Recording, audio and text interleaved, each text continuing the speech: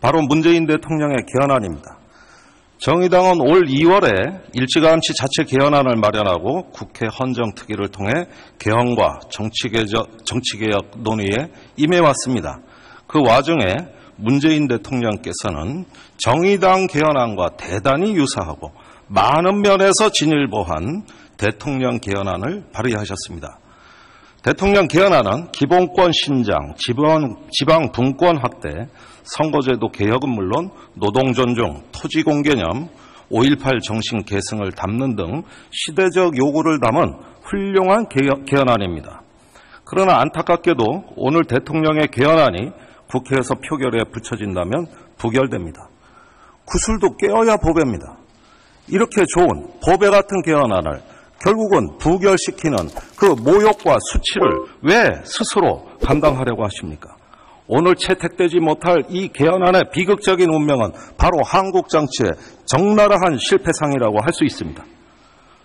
오늘 이렇게 대통령과 국회가 개헌안을 두고 대립하는 모양새를 만든 책임은 당연히 국회에 있습니다.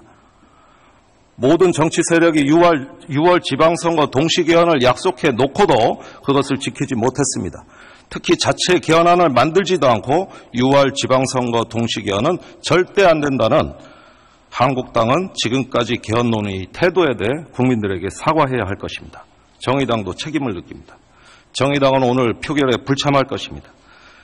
이유는 앞서 말씀드린 대로 국회가 대통령의 개헌안을 부결시키는 것이 아니라 아직 개헌과 정치개혁이라는 과업을 이루는데 시간이 필요하다는 점을 말씀드리기 위해서입니다. 실제로 대통령 개헌안이 제출된 이후 국회 헌정특위에서는 많은 의견 접근이 이루어지고 있습니다. 한국당을 비롯해 모든 정당들이 연동형 비례대표제 도입에 찬성 입장을 정했고 권력구조 문제에 있어서도 총리의 책임성을 강화하는 논의가 진행 중에 있습니다. 이러한 의미 있는 진전은 바로 문재인 대통령의 개헌안이 제출되면서 가능했던 것입니다. 그런데 오늘의 표결은 그 남아있는 마지막 희망의 불씨까지 꺼트리는 것 아닌지 심히 우려됩니다. 대통령과 정부 여당은 무엇의 책임을 느낍니까? 이 대통령의 개헌안을 발의했다는 과정에 도덕적 자기만족으로 결국은 의무를 다했다고 생각하십니까? 아니면 개헌안을 통과시키는 결과에 책임을 지는 겁니까?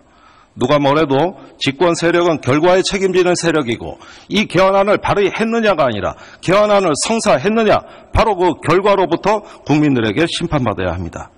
그러한 책임의 의무가 오늘 이 표결로 인해 무산된다는 점을 엄중히 말씀드립니다.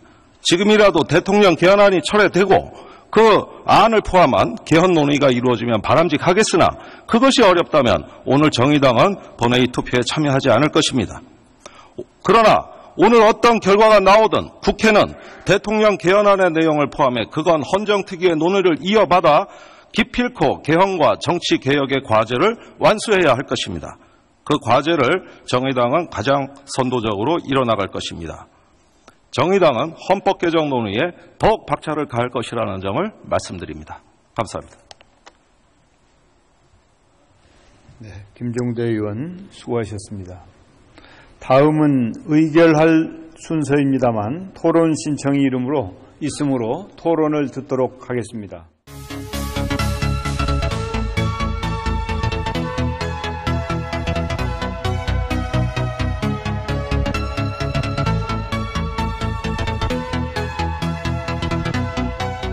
오늘 이 표결로 인해 무산된다는 점을 엄중히 말씀드립니다.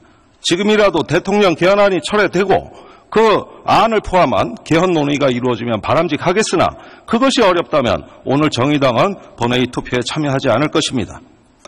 그러나 오늘 어떤 결과가 나오든 국회는 대통령 개헌안의 내용을 포함해 그건 헌정특위의 논의를 이어받아 기필코 개헌과 정치개혁의 과제를 완수해야 할 것입니다.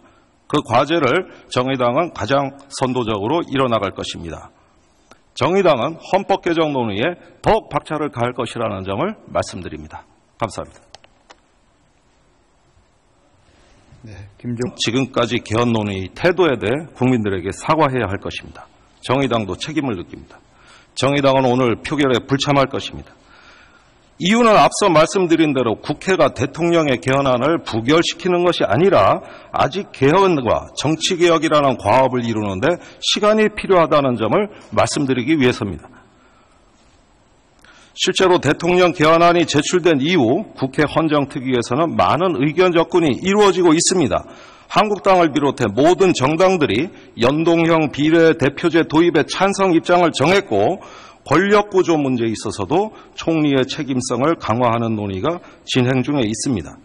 이러한 의미 있는 진전, 바로 문재인 대통령의 개헌안입니다. 정의당은 올 2월에 일찌감치 자체 개헌안을 마련하고 국회 헌정특위를 통해 개헌과 정치개혁 논의에 임해왔습니다. 그 와중에 문재인 대통령께서는 정의당 개헌안과 대단히 유사하고 많은 면에서 진일보한 대통령 개헌안을 발의하셨습니다.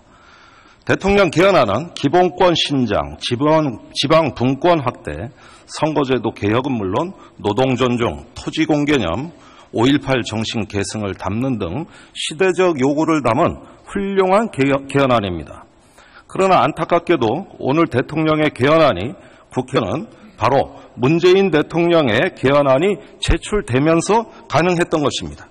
그런데 오늘의 표결은 그 남아있는 마지막 희망의 불씨까지 꺼트리는 것 아닌지 심히 우려됩니다. 대통령과 정부 여당은 무엇에 책임을 느낍니까? 이 대통령의 개헌안을 발의했다는 과정에 도덕적 자기만족으로 결국은 의무를 다했다고 생각하십니까? 아니면 개헌안을 통과시키는 결과에 책임을 지는 겁니까? 누가 뭐래도 집권 세력은 결과에 책임지는 세력이고 이 개헌안을 발의했느냐가 아니라 개헌안을 성사했느냐, 바로 그 결과로부터 국민들에게 심판받아야 합니다. 그러한 책임의 의무가 그래서 표결에 붙여진다면 부결됩니다. 구슬도 깨어야 보배입니다. 이렇게 좋은 보배 같은 개헌안을 결국은 부결시키는 그 모욕과 수치를 왜 스스로 감당하려고 하십니까? 오늘 채택되지 못할 이 개헌안의 비극적인 운명은 바로 한국 정치의 적나라한 실패상이라고 할 수 있습니다. 오늘 이렇게 대통령과 국회가 개헌안을 두고 대립하는 모양새를 만든 책임은 당연히 국회에 있습니다. 모든 정치 세력이 6월 지방선거 동시개헌을 약속해 놓고도 그것을 지키지 못했습니다. 특히 자체 개헌안을 만들지도 않고 6월 지방선거 동시개헌은 절대 안 된다는 한국당은